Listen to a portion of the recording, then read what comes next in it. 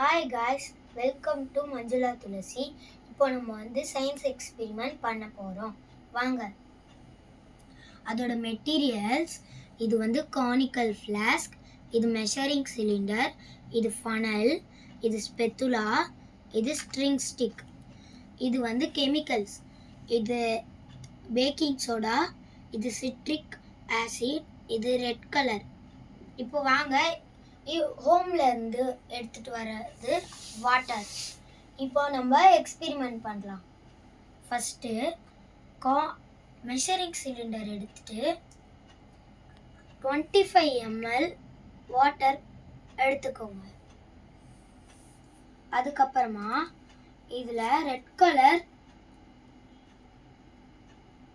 2 drops red colour add பண்ணிக்கோங்க.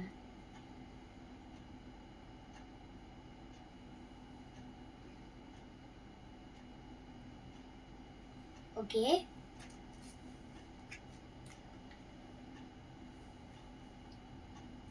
இப்போ இத ஸ்ட்ரிங் ஸ்டிக் இருக்கும், அதை எடுத்து நல்லா மிக்ஸ் பண்ணிக்கோங்க.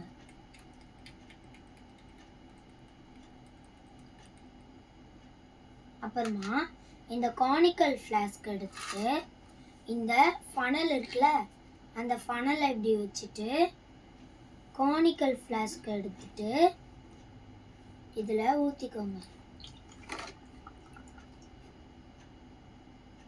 ஓகே, இப்போ அந்த ஃபனலை எடுத்துட்டு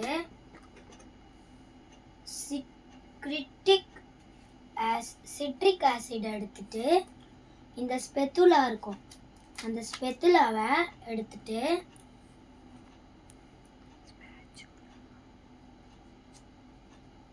ஒரு ஸ்பூன் போட்டுக்கோங்க.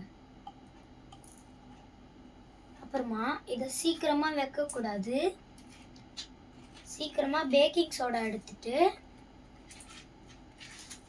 ஸ்பேச்சுலா எடுத்து ஒரு ஸ்பூன் போட்டுருங்க.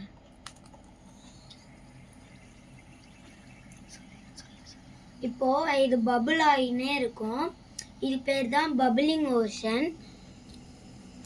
இது ஒரு 25 minutes இல்லைன்னா ஒரு 1 hour கூட பபிள் ஆகிக்கிட்டே இருக்கும். இது அந்த பேக்கிங் சோடாவால் தான் நல்லா அப்படியே பொங்கி வெளியே ஊற்றுது.